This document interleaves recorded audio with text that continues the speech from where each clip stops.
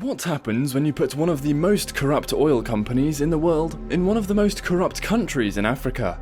The answer is the Shell scandal in Nigeria.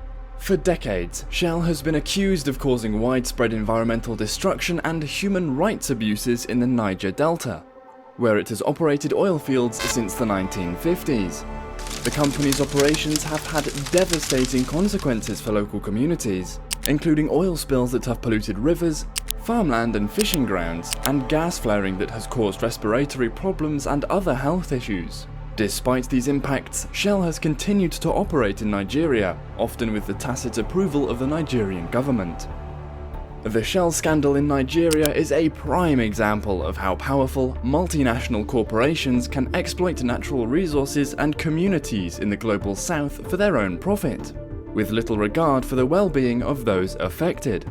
In this video, we will explore the history of the Shell scandal in Nigeria, the impact it has had on local communities, and the ongoing efforts to hold the company accountable for its actions.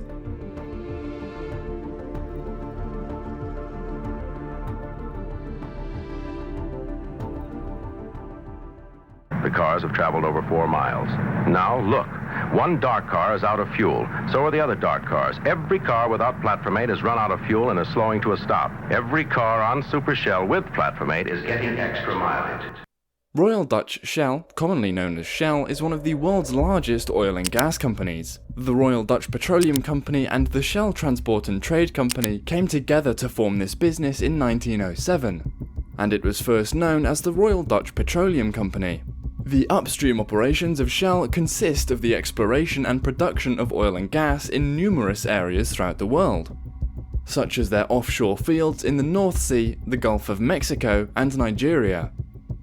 Whereas the downstream operations of the corporation consist of refining crude oil and marketing petroleum products such as fuels, lubricants, and bitumen, not to mention other products which are inclusive of asphaltane. Shell is also engaged in the manufacture of chemicals, such as petrochemicals and intermediates, which find applications in many different types of businesses.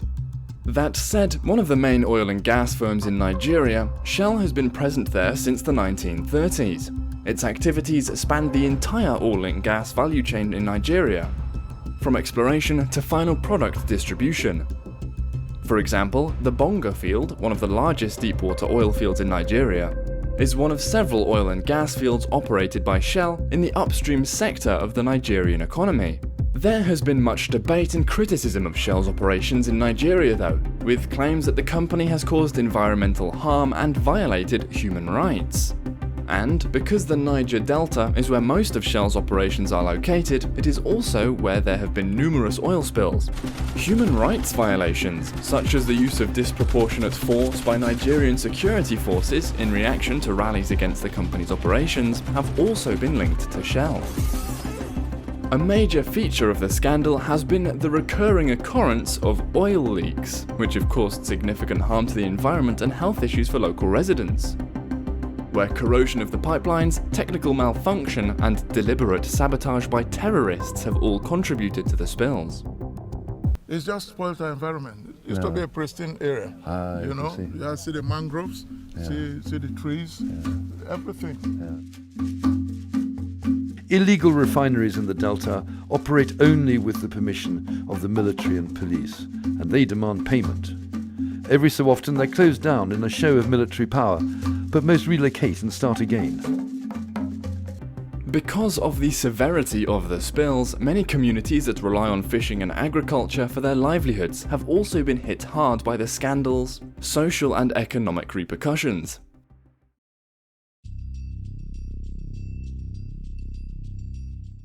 The Rothschilds, Marcus Samuel recognized that he had a fantastic opportunity to create a new global oil trading company.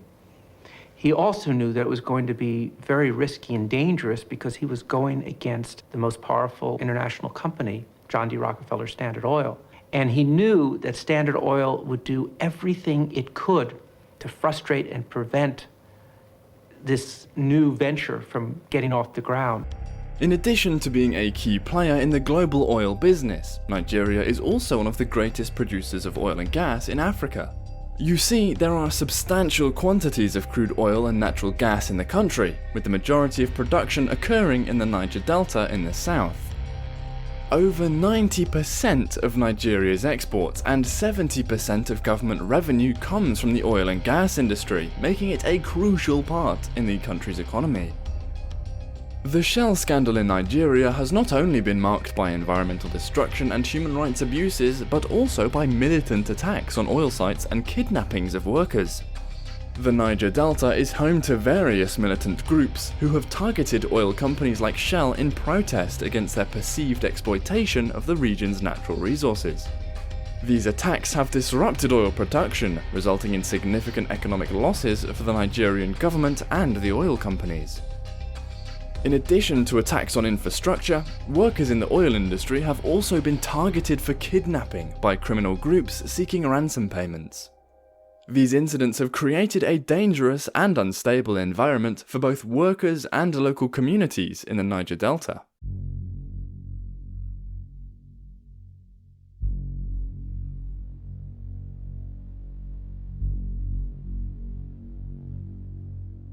Having said that, human rights organizations and those concerned about the environment began to bring attention to the problem in the 1990s. Demanding more transparency on the part of Shell and the Nigerian government. After speaking out against Shell's operations in the Niger Delta, writer and activist Ken Saro-Wiwa was executed by the Nigerian government in 1995, which shocked the nation. Just screaming, crying. Is this true that you guys already killed my husband? He's gone?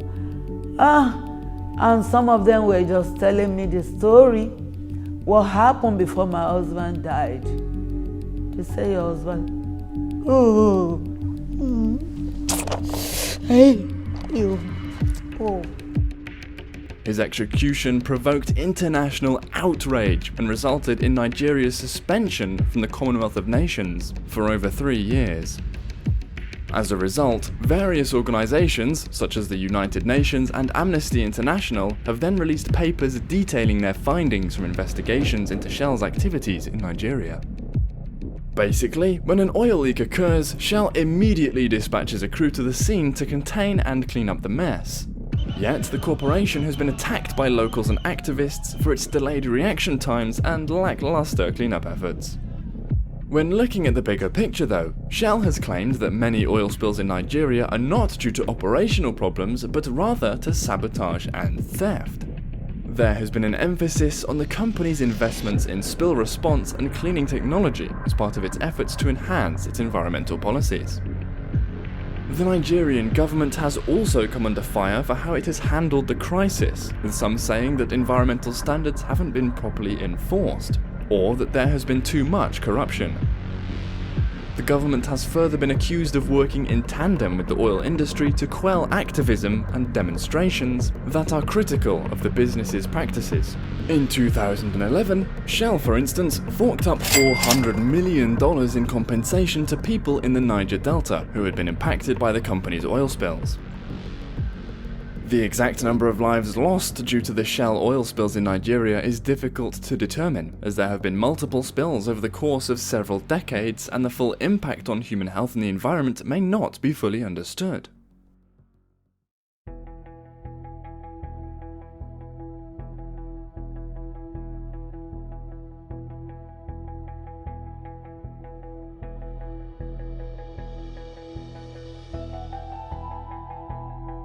As far as the investigations and the relevant consequences of it all are concerned, let's just say that when Shell stopped operations in the Niger Delta region known as Oginiland in 2011, the Nigerian government asked the United Nations Environment Programme to conduct an impartial assessment of the environmental and public health implications of oil contamination in the region.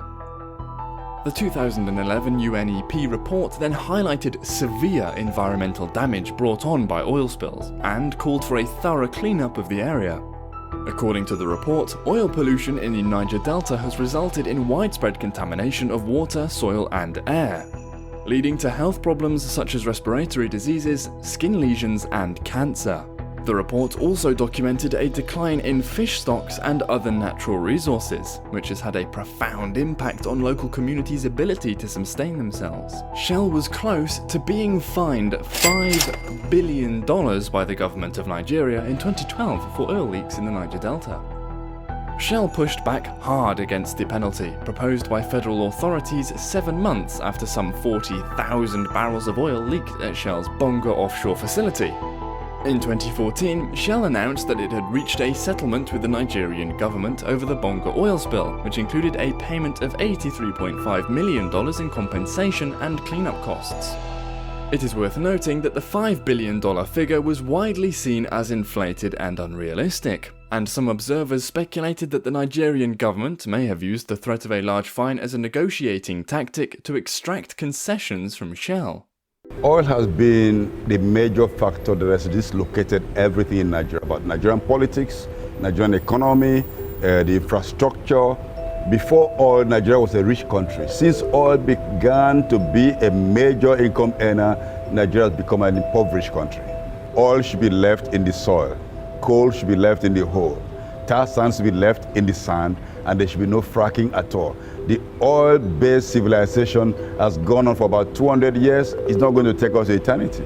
It's time now for us all around the whole world, rich or poor, to move from this fossil fuel-driven production and consumption system and go the way of renewables.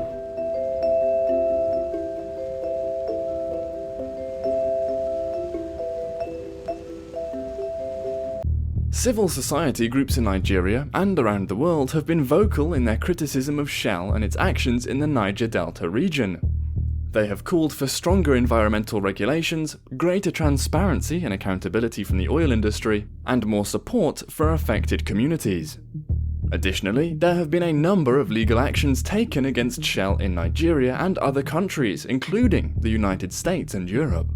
These cases have sought to hold Shell accountable for the environmental damage caused by its operations and to seek compensation for affected communities. Some of these cases have resulted in significant payouts for said affected communities, whereas others are still ongoing. The Niger Delta is the most important oil-producing region in Africa, and Shell is the region's leading oil operator.